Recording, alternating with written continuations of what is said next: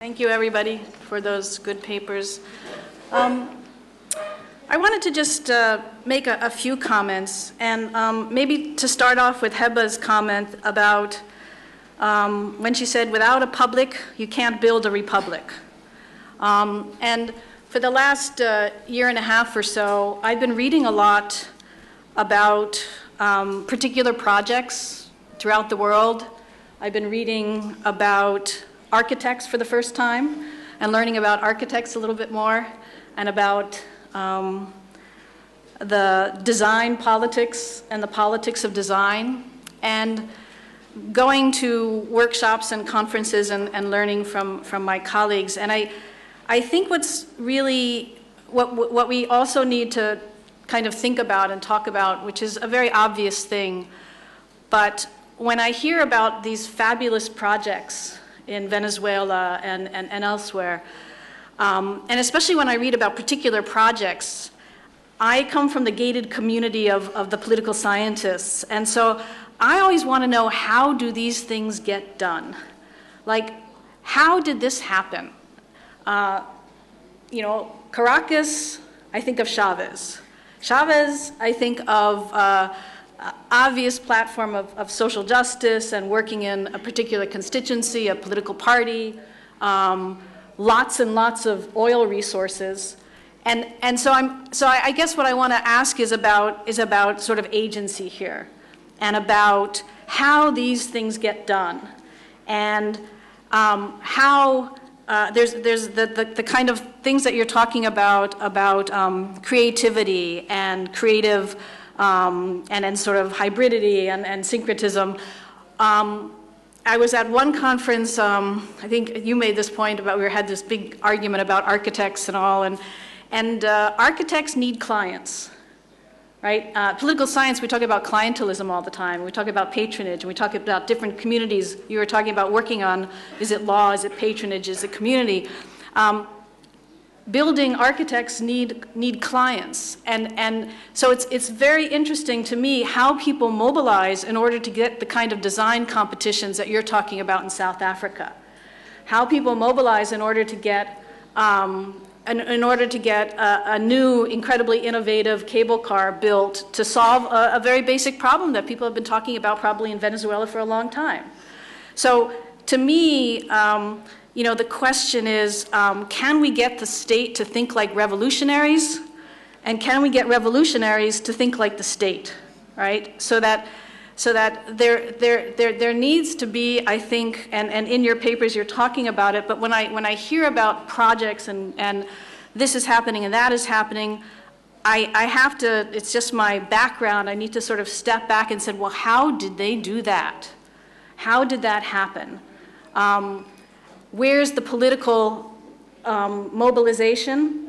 Where's the collective action? You talked about, Jennifer, it seems like people organize in small communities, and how come that doesn't seem to sort of aggregate, when in fact, in another situation, we had an Egyptian revolution where hundreds of thousands of people come into the street.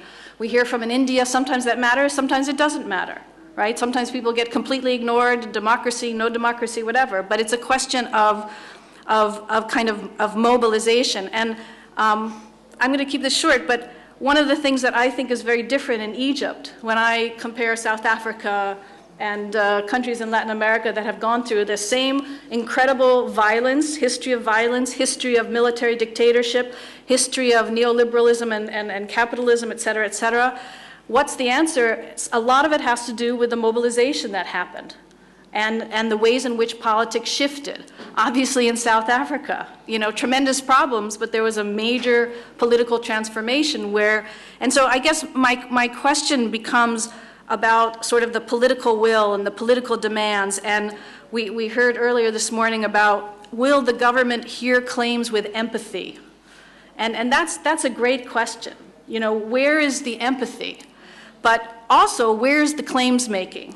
And where's the claims coming from? And what's the basis of the claims? Because you're saying, well, it's not really law anymore.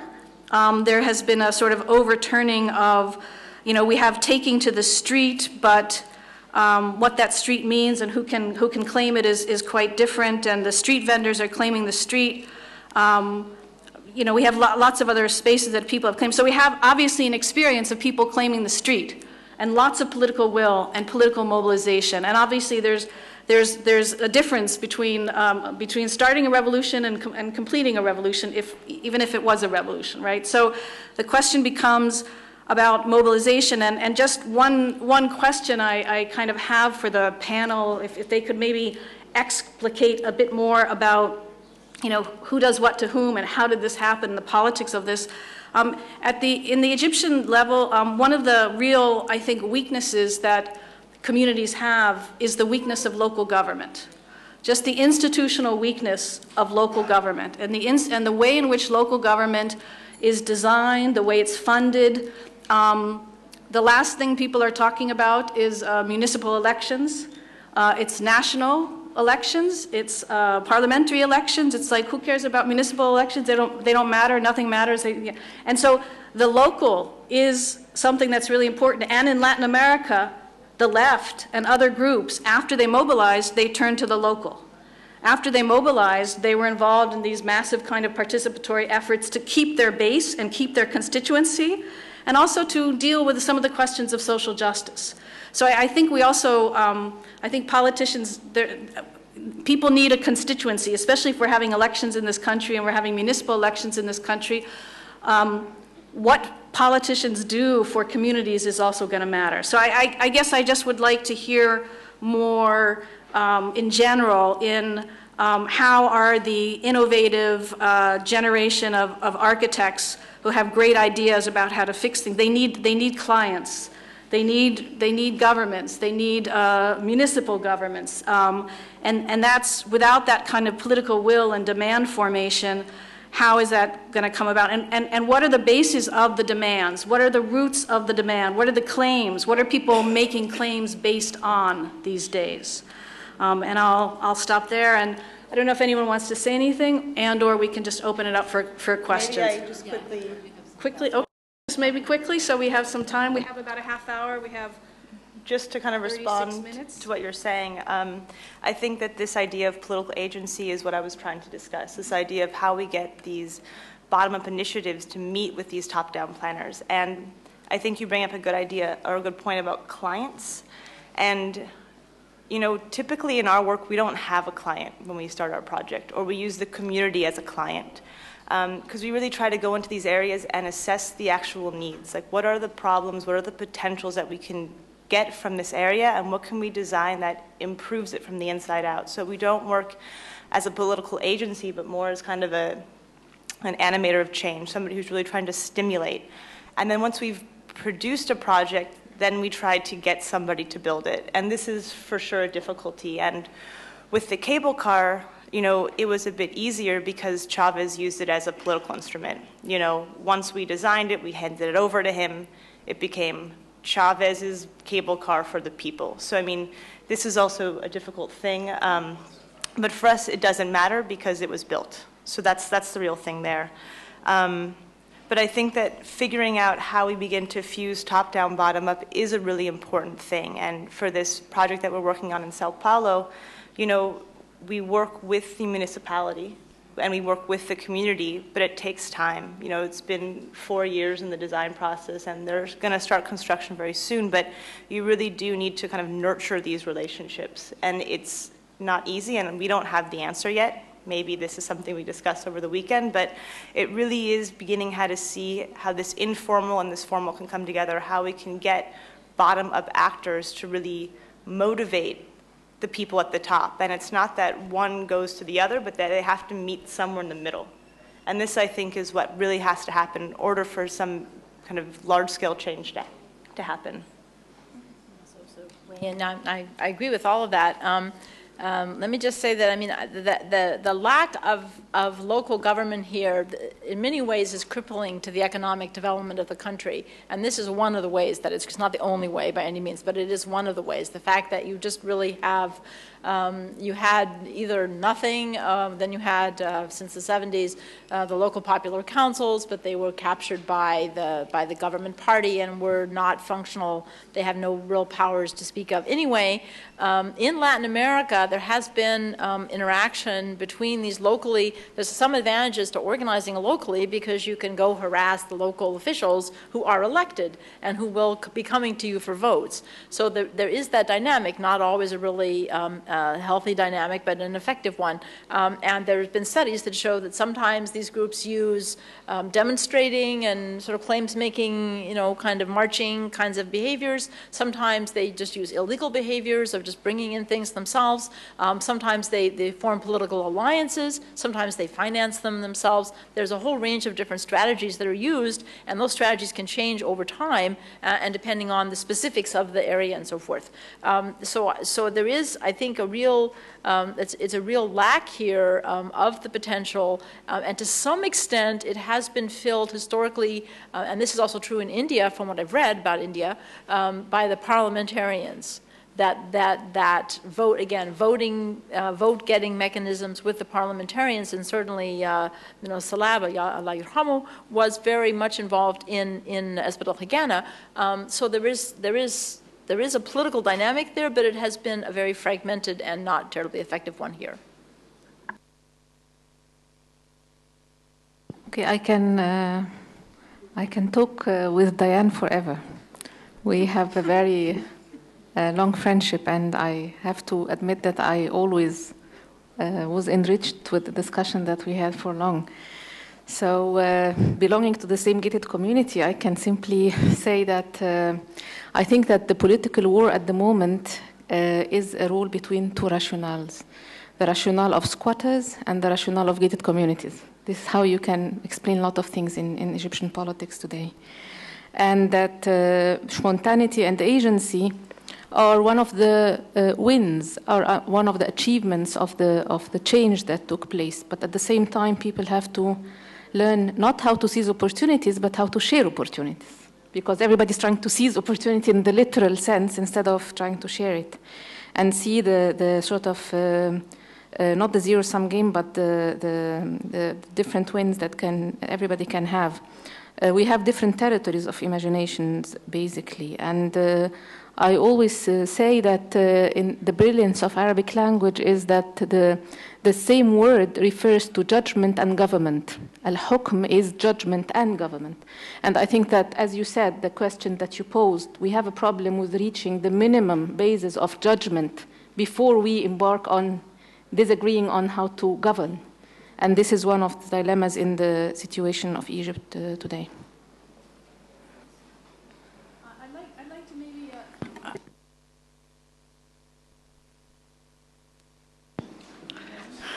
Any kind of student at any level. You asked a question already, but we'll get back to it. Any other students? I'm a student. Okay, Omni. Okay, go ahead. All right, go ahead. Sorry. I know. Okay. طبعا شكرا جدا لكل البرزنتيشنز.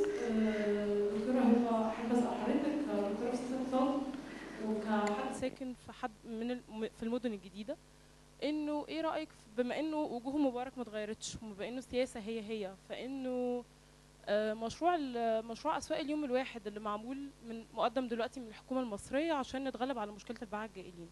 احب اعرف راي حضرتك فيه. وقبل الثوره كان عباره عن نقل كل الباعة لاسواق في المدن الجديده، وبما ان حضرتك ساكنه في واحده من المدن الجديده، حضرتك بتعدي على العشوائيات اللي متكونه في المدن الجديده عشان العمال اللي بيشتغلوا عشان يبنوا المدن الجديده. وغير كده انه العشوائيات اللي متكونه في المدن الجديده دلوقتي بتتجرم اجتماعيا وسياسيا. فاحب اعرف راي حضرتك في الموضوع دوت مبدئيا. تشيرمان سوري، انا هتكلم بالعربي، عارفه ان هم هيرتجموا لك. طيب اوكي. دلوقتي المشروع اللي انت المشروع اللي حصل في فنزويلا، احب اسالك عن المفردات المعماريه اللي استخدمتوها وكل التصميم المعماري اللي حصل اللي انت عرضتيه، لانه في لقطه عندي عليها سؤال، اللقطه بتاعه العشوائيات او الانفورمالز قصاد اللي اتبنى. احنا بنعيد يعني هل بدل احنا الوسيط ما بين السياسه والناس اللي ساكنين وبنعبر عن احتياجاتهم، ازاي ان اللقطه دي بتعبر عن ان احنا استخدمنا مفردات معماريه رسميه جدا وفورمال وليها علاقه بالسياسات الحكوميه اللي بتستخدم للتعبير عن الفورمال. فاحب اعرف راي المجتمع اللي بنت له الحاجات ديت، هل هم كانوا شايفين دي المفردات المعماريه اللي يمكن نستخدمها ولا لا؟ ميرسي جدا.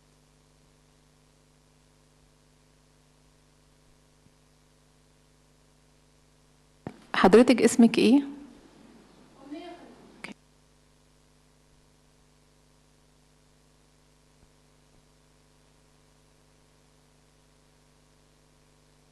Be nice if people could introduce themselves too. We don't have name tags. I'm Clarissa Bencomo from the Ford Foundation. I had two questions. One for Lindsay and Jennifer about the target population for the types of projects that you discussed. I think one thing that I think about a lot in Egypt is that many of the interventions that have been discussed here and the types of interventions that I understood you two to be speaking about are really targeting folks that have enough money to build, or at least to participate partially in building. And certainly there's been work in Egypt, you can think about the Darb al-Ahmar project or other projects that show that poor people often can mobilize a great deal of money for self-building, but there is a whole vast number of people that cannot. And so what space is there for social protection for those folks? For Dr. Heba, one of the phrases that you used that I thought was very interesting was around the marginalization of the state. And one thing that I have heard people talk about in Egypt has been more thinking of it from the side rather of the intentional withdrawal of the state before the revolution and after the revolution from certain areas, because leaving a situation informal leaves you always the space to intervene. It leaves the subjects without the benefit of recourse to a formal status. And certainly it's a situation we saw with regard to NGOs and registration. It's a situation that we've seen in housing sectors. What do you see as that? How does that fit into your argument?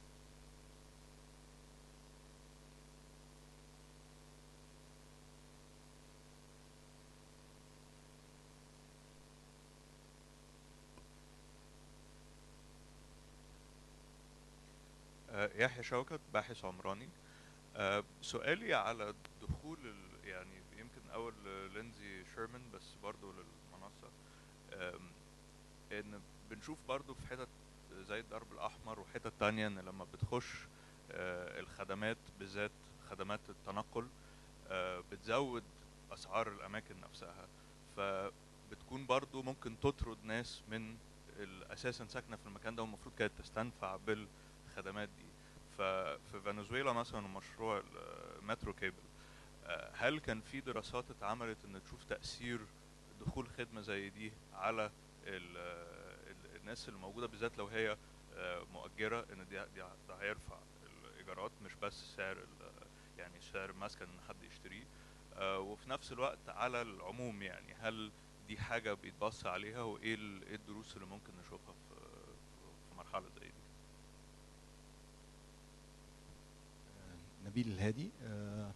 عندي سؤال عام للمنصة كلها وسؤال تاني للدكتور هبة. السؤال الأولاني مبني على ملاحظة جينيفر إن المدينة الإسلامية في القاهرة informal. هو ايه اللي هو إيه ما هو الانفورمال وما هو الفورمال؟ هما ايه؟ السؤال للدكتوره هبه، عنوان المحاضره بتاعتها كانت informality criticized، كده نقد اللا رسميه. politicized، سوري. انا فهمتها، سوري للاسف، انا فهمتها عن نقد الانفورماليتي وقلت ايه؟ وعشان كده كنت هسال حضرتك، لا انا ما سمعتش يعني. anyway خلاص. بس هي فكره لطيفه على فكره، نقد.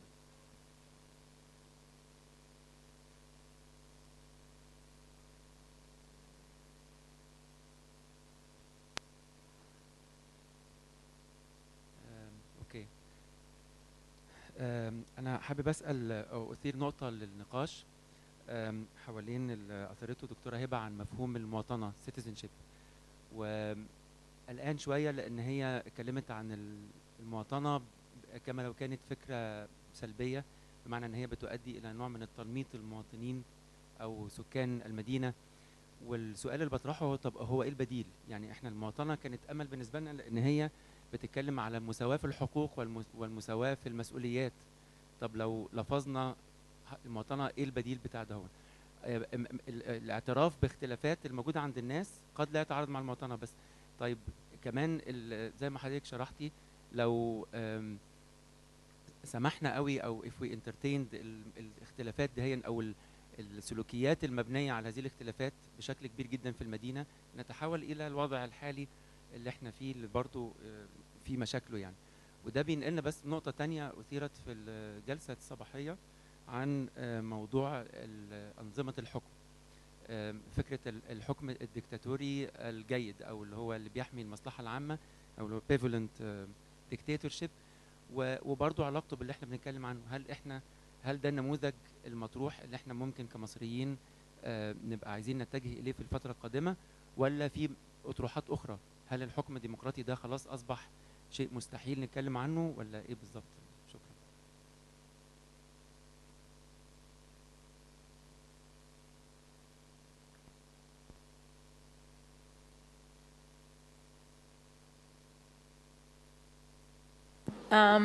I mean, on the question of the new cities, and which I want to kind of maybe link in with the informal versus what is informal, what is formal.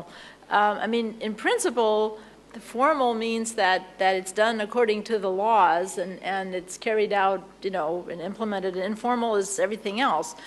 So in that, if you use that definition, I would argue that almost everything in Egypt is informal. I mean, how many buildings are there where extra floors were added by bribing somebody? You know, how much of the new lands, the new cities' lands or the new lands in general, were allocated to people in ways that didn't bear any resemblance to whatever the legal procedures were, and where bribes were paid and special deals were cut and political influence was the source of the land. So if you take out all of those things, you're left with not a lot, frankly. It's important, though. I mean, there's a lot of evidence that weak rule of law, in other words, having a lot of things being done informally, is very harmful to economic growth. It discourages investors. They don't know what's going to happen. It causes a great deal of uncertainty all the way from the vendors up to everyone else, and that therefore really hurts economic growth. So it's not that informality is costless. It actually can be very costly. But I think that it is important to recognize that there is not in Egypt a sharp line between the informal areas and the formal areas. There's almost nothing that's fully formal. And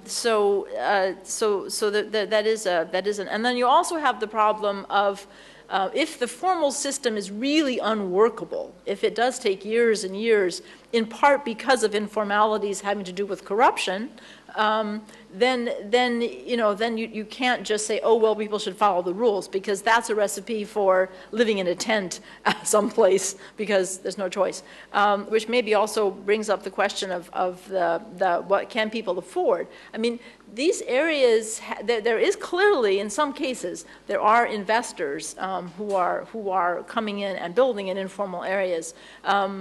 I asked a very interesting, this is an informal estimate, so I don't want to claim that it's necessarily correct, but I asked a guy who was in charge of sales for Ez Steel, which makes the rebar, among other things, what percentage of his rebar is going into informal areas at the present time.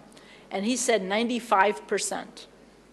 So it is, now I can say that's just his off the cuff and perhaps exaggerated response, but this indicates that because this is where 80% of the housing is being built, a lot of it is being self-built, but a lot of it is also being built to rent, and about maybe 20% of the units that are of the occupied units are rented. So there is a rental market there as well as an owning market. But it seems that most people are building themselves or buying in. People collaborate together. There, Dina Shahayeb, wherever Dina went, she was. Oh, there you are. And you were over there someplace. Talked about the different systems for financing where people get together. There are a variety of different self-financing mechanisms that are used, which would be a really good study if somebody wanted to go into that. It hasn't been done. But there is a problem of potentially displacing the poor. This has happened in the US when there's been gentrification of downtown areas, and inevitably it would happen here. And that is something that has to be protected against. But by the same token, I mean, the argument of needing to liberate and use effectively this tremendous amount of investment and wealth that has been built up is, I think, a very powerful one to create a broader base of prosperity. I asked someone who was involved in the Zen Home project, which is a rebuilding of an informal area in the middle of Cairo several years ago, what happened to the people's assets? What compensation were they given for the houses that they had built? And the person who was directly involved in the project didn't know.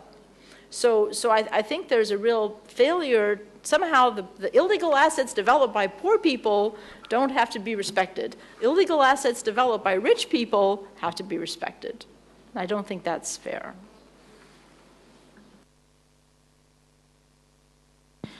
So I think these questions are really quite good, and I'll answer the ones that kind of directly relate to the Metro Cable project. So as I mentioned, in Venezuela, the project was designed by Urban Think Tank, but upon kind of signing the final contracts, Chavez really did take the project and say, this is my project for Venezuela. So at that point in time, Urban Think Tank wasn't really involved in the actual construction or the construction management of the project. So the project that was built actually is a bit different than the project that was designed. The project that was designed was supposed to actually be much more open, very integrated into the community. It was supposed to have, microeconomies, all the different plug-in programs that I showed. Only one of them was actually built, the vertical gym, onto one of the stations. And all of the stations themselves were actually built with kind of like CMU concrete block. They're very fortified, they're very intense pieces. But at the same time, they provide access, and they're extremely effective, and people actually sometimes just go on the weekend to take a cable car ride around the neighborhood. It really has had a strong transformative effect. It might not have had as much of an effect as we had designed, but at the same time, we are just trying to instigate change. So around these stations themselves, there have been a lot of kind of microeconomies that have popped up. And from the individual inhabitants, we have seen kind of a massive transformation of the community from a bottom-down condition, because people were able to kind of get into this cable car and look down and see like, oh, there's my house. Wow, it looks really gross from this angle. And within 3 months, everybody had a new roof. People started painting their houses. It really did motivate people to begin to transform their projects from the inside out. So we saw and we see the stations as kind of nodes or attractor points within the environment that is allowed to dissipate change. And so from that point of view, it's been really effective. And so another question with regards to the gentrification or with the kind of transformation of these areas, I think that this is really a real issue, and we don't really have a response to that. I'm not sure how we begin to upgrade these areas and at the same time ensure that gentrification doesn't happen. I do know that there are lots of examples throughout Latin America and probably the world, where the UN has given funding, an area has been upgraded, then the inhabitants actually have then sold their apartments to middle-class people for the money and then moved to the fringes. And so these areas that were once slums or informal have then been upgraded, gentrified, become middle class, and then people move even further to the fringes. And this is a very real thing that exists. And I don't really have an answer for it, but I think being aware that it exists is kind of the first step, and seeing how you can build in that knowledge and different policies into the design will then hopefully allow us to ensure that this type of gentrification doesn't continue to happen. Okay, very briefly. أمنية, I don't live in أنا مش ساكنة في التجمعات، أنا ساكنة في ميدان التحرير. يعني معظم الملاحظات اللي بقولها قادمة من المشي أكتر منها belonging للpolitical science gated community يعني. لكن أنا يعني عندي اندهاشة شديدة جدا وفاسينيشن شديدة جدا ازاي انه الناس راحت تسكن في gated communities فالفقر راح حواليها تاني برضو. يعني قدرة هذا الشعب على تحدي خطط الجيتد كوميونيتيز، وبالتالي طول الوقت هم feeling uncomfortable ومتضايقين ان المدن الجديده بنت احياء فيها بتكلفه رخيصه. يعني كل الاحياء الجديده فيها الاماكن اللي اتوزعت اراضي واتبنت فيلل، وفيها الاماكن اللي هي اسكان متوسط، وحتى عربيه اللي في التجمع اللي عند الGUC وراها في مساكن شباب اللي هي اتباعت في الاخر للناس اللي معظمهم قدروا يشتروا من منشيه ناصر ومن اماكن شبيهه. فيعني قدره المكان على انه يبقى accessible، وعندنا يعني هنا في ابداع عظيم جدا في هذا الشعب. لكن الفكره التعامل بقى مع ده، لان ده بيخلق طول الوقت كلاس تنشنز. يعني فكره سوق اليوم الواحد، الستريت فاندرز، عمر نجاتي شغال على مشروع مع المبادره المصريه للحقوق الفرديه في الموضوع، وفي سوسيولوجيستس وانثروبولوجيست تانيين شغالين ايضا في المساحه دي، فاعتقد هم ممكن يفيدوكي اكتر مني. بس انت بتتكلمي على واحد بيشتغل مثلا 18 ساعه في اليوم ستريت فاندر، فهو مش ممكن هيقبل فكره انه يشتغل يوم في الاسبوع. فزي برضو فكره ان ننيم المصريين الساعه 10 ونقفل المحلات الساعه 9، يعني اللي بيتكلم ده جاي من بلد تانية. يعني لان الناس اصلا بتفتح المحلات الساعه 8 في الصيف وتروح الساعه 4 الصبح، والمحل بيعوض عن البيت في الزيارات. عدي عليا المحل، تعالى نتعشى في المحل. يعني ان دي سبيسز مش بتاعه التجاره، دي سبيسز بتاعه سوشياليزيشن اساسا. وفرجيني مين هيخش الاحياء الشعبيه ويقفل محلات، يعني يجرب كده. فهي الفكره الثينكينج لايك ستيت completely detached من السوسيولوجي والانثروبولوجي بتاعت البني ادمين اللي ماشيين حواليكي يعني. فطبعا شايفه انها فكره مش عمليه. ممكن تبقى اللي انا فكرت فيه طول الوقت انها تتحول لمهنه، يعني ان انا اخد رخصه بائع متجول. كنت بتكلم مع عمر نجاتي على فكره كده جت في بالي، ان احنا ليه ما نعمل لهمش فاترينات متنقله وفي هيدروليك كده تروحي فاتحاها تروح مطلعه مجموعه، بدل ما هو بيروح واخد لي 5 متر في الرصيف، انا كمشاة من حقي ان انا الاقي رصيف امشي عليه. فاحنا هنا وي ار نيجوشيتنج السكان اللي في وسط البلد، اصحاب المحلات. فاللي بيعملوا عمر نجاتي في المشروع ان هم بيحاولوا تو كرييت ديليبراتيف سيستم اوف نيجوشيتنج انترستس وسبيسز، ودي حاجه عبقريه جدا. يبقى سوق اليوم الواحد بقى، وانا ساعتها اقترحت على عمر يبقى يوم ما بتقفل المحلات، ان منطقه وسط البلد مثلا تتحول الى منطقه مشاة فقط، ويتعرف ان يوم الحد ده المحلات قافله، وانه الستريت فاندرز براحتهم يفرشوا، وانها بتبقى عامله بقى كده زي الفلي ماركت كده، انه انت عندك اليوم ده وبتاخد مساحه اكتر من المساحه المعتاده بتاعتك، والتانيين مش اوفندد لان هم ده يوم الاجازه بتاعتهم. يبقى في كده يعني تانجو في المصالح وفي المساحات وهكذا. اعتقد دي ممكن تبقى فكره كويسه.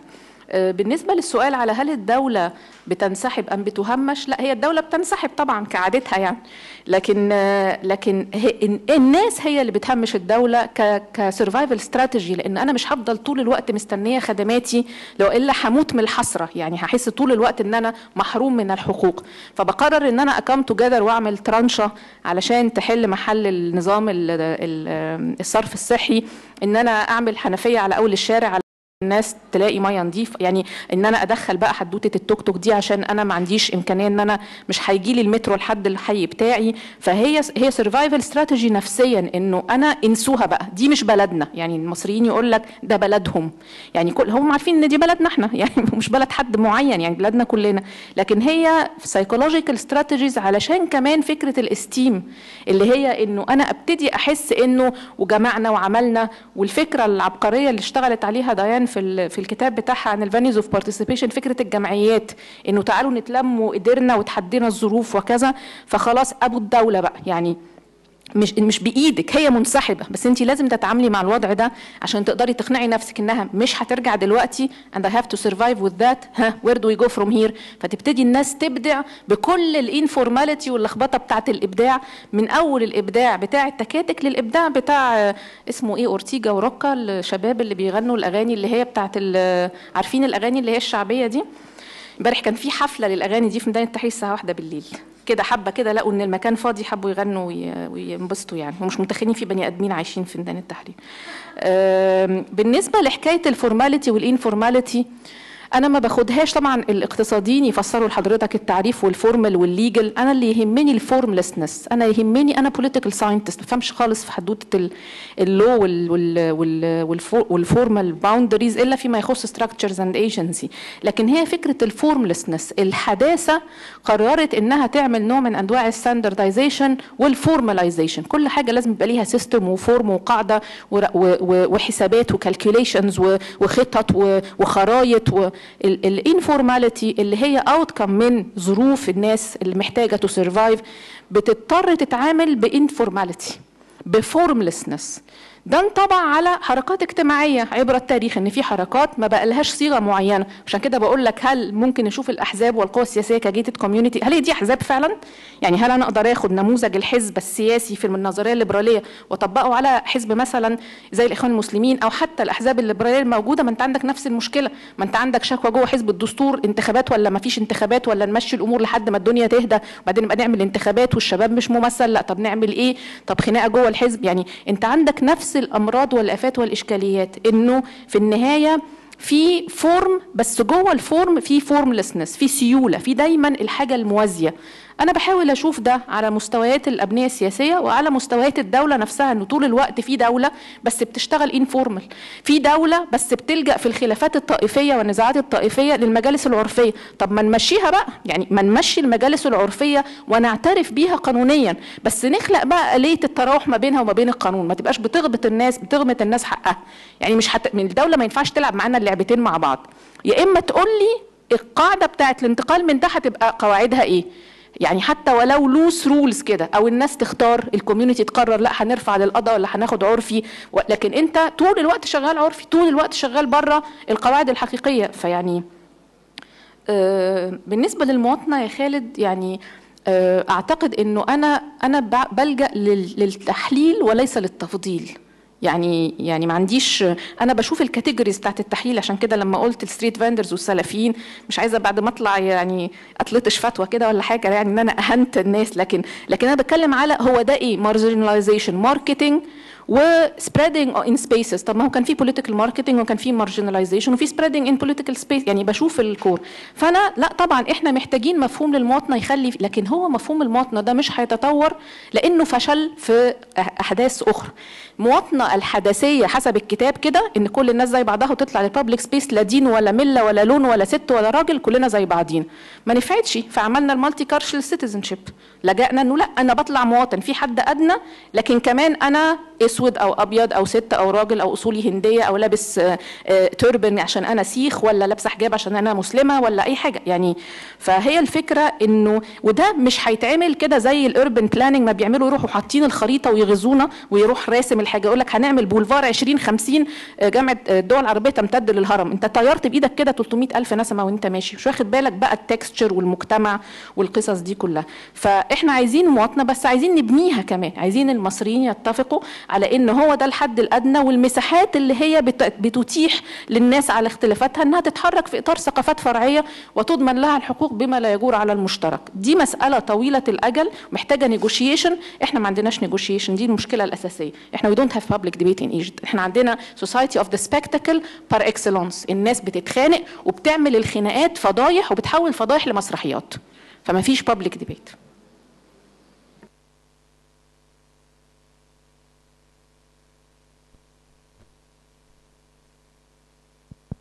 مهندس معماري، انا هتكلم بالعربي لو ممكن. انا ليا تعليق على المشروع بتاع سيمكس في المكسيك، وحقيقه انا منزعج منه جدا. يعني للاسف محاولات الفهم للاقتصاد في المناطق الانفورمال او ما نسميها العشوائيه هي تنحصر في حاجتين، يعني يا اما الدوله بتتجاهلها تماما، ما بتحاولش تفهم ايه الاقتصاد اللي بيحصل جواها، ولكن في نموذج اسوأ من ده، ان محاوله فهم حقيقيه للسيستم ده، ولكن مش محاوله دعمه، ولكن بابتزازه واستخدام كل الموارد اللي فيه. واكبر مثال على ده هو المايكرو كريدت. يعني المايكرو كريدت نشأ كسياسه ان هي تدعم الفقراء، ولكنه تحول سياسه لجذب مزيد من الموارد الماليه من امتصاصها من المناطق اللي بالشكل ده. يعني بنشوف امثله ان الفقراء بياخدوا قروض ب 17% و30%، في حين ان اي شخص من الطبقه الوسطى او حد زينا يقدر ياخد القرض ده بفايده حوالي 12% او 14%.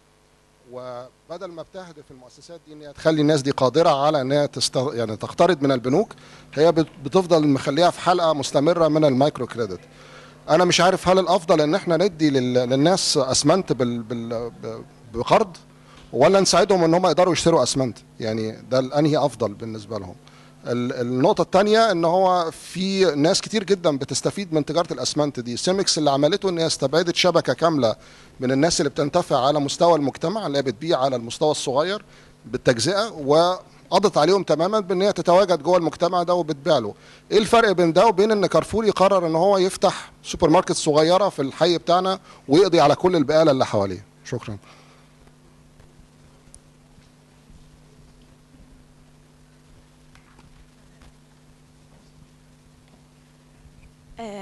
هناء جد. انا عايزه اكمل من كلام دكتوره هبه رؤوف.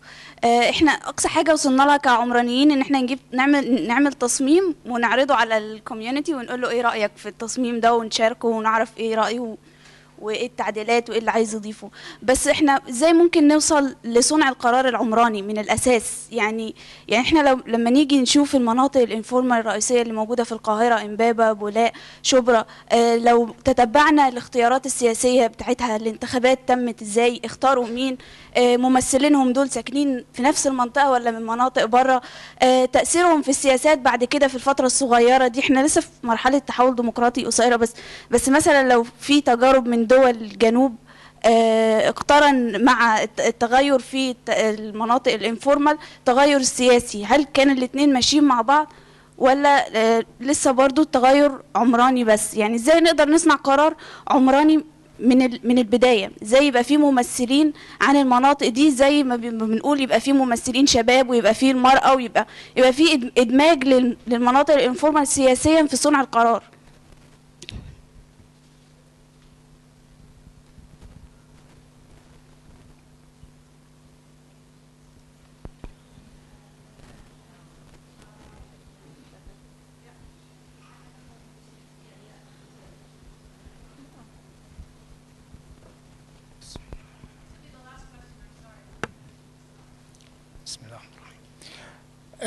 أنا عيد عبد اللطيف أحمد، جمعية النور المشرق من عزبة الهجانة، وإحدى المناطق العشوائية اللي بنتكلم عليها دلوقتي.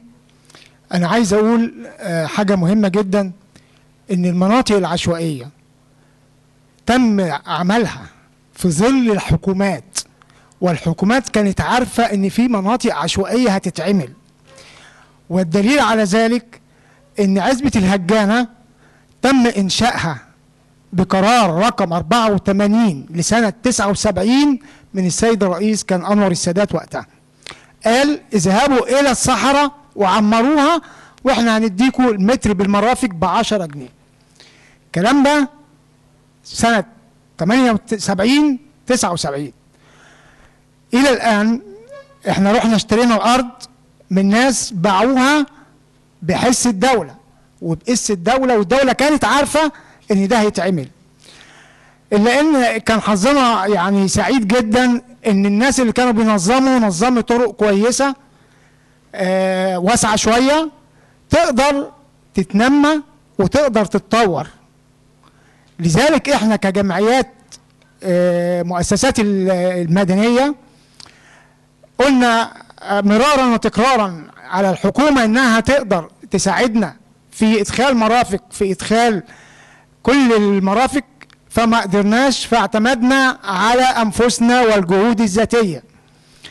اعتمدنا لأن الحكومة ما عندهاش تمويل تعمل كل حاجة، فإحنا اجتمعنا كجمعيات وكأفراد وكأشخاص إن إحنا لقينا نجيب المية نمدها لنفسنا.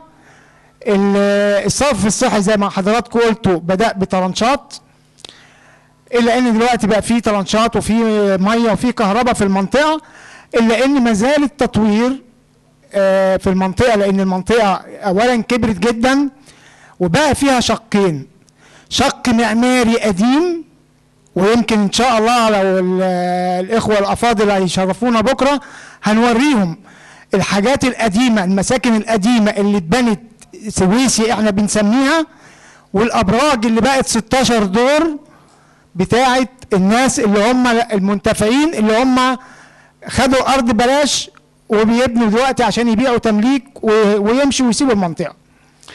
فأصبح في نموذجين عمرانيين، العمراني القديم والعمراني الحديث، وللأسف كلاهما محتاج طرق سليمة كويسة، يعني البنية التحتية عايزة تتغير من أساسها. ولكن احنا الحقيقة بالتعامل مع الجامعة الأمريكية وفريق الدكتورة جينيفر الدكتور خالد عبد الحليم وكل الإخوة اللي بيشتغلوا معانا بقالهم 3 سنين في مشروع كبير جدا للتطوير عندنا، هتشوفوا له إن شاء الله موجود دلوقتي. احنا بنخلص في الأمور اللي هي بتاعة الأراضي، وإن شاء الله إن شاء الله يعني هنستلمها قريب، وهيبقى مشروع كبير جدا. أنا أناشد كل جميع المنظمات وكل العاملين اللي في هذا المجال والأساتذة الدكاترة يجوا يشوفوا، عشان يشوفوا بعد كده التطور ده هيحصل ايه في المنطقة دي. حاجة. الحاجة التانية، أنا المشروع ده هيتعمل بعيد عن الحكومة، يعني تمويل غير حكومي، الحكومة ما عندهاش فلوس. أنا لما قابلت المحافظ قال لي أنت عايز فلوس من الدولة؟ قلت له مش عايز فلوس. قال لي خلاص يخصص الأرض للجمعية عشان تعمل المشروعات اللي المفروض ان المشروعات دي مصدق عليها من سنة 2000، واحنا النهاردة في سنة 2013 مفيش مستشفى، مفيش مدارس كويسة. هتشوفوا كل ده على الطبيعة. فاحنا عايزين دعم جميع المنظمات تشاركنا وتدعمنا، لان ده مشروع الحقيقة يضرب بالمنطقة نقطة جامدة جدا. وبعدين علبة الهرجانة بقت في موقع استراتيجي مهم جدا. أولا مصطفى النحاس ومكرم عبيد وعباس العقاد وإحنا في النص، وبعدين مدينة التجمعات والجامعات، الجامعة الألمانية والجامعة الأمريكية وجامعة المستقبل وخلافه، كل التجمعات، يعني إحنا في الوسط. فإذا دي ما كملتش وبقت شكل حضاري كويس، أظن يعني هتبقى شكلها مش حلو في وسط المجتمع. أنا مش هسأل أسئلة، أنا بس عايز أقول إن العشوائيات الحكومة كانت تعلم إن في عشوائيات هتتعمل وفي كل المناطق على فكرة، مش هنا بس، مش أنا بتكلم على الجنة بس. معلش الوقت، معلش. أوكي شكرا. معلش شكرا. I think we don't have any more time. مش كده؟ Does anyone want to say a concluding comment or? Okay.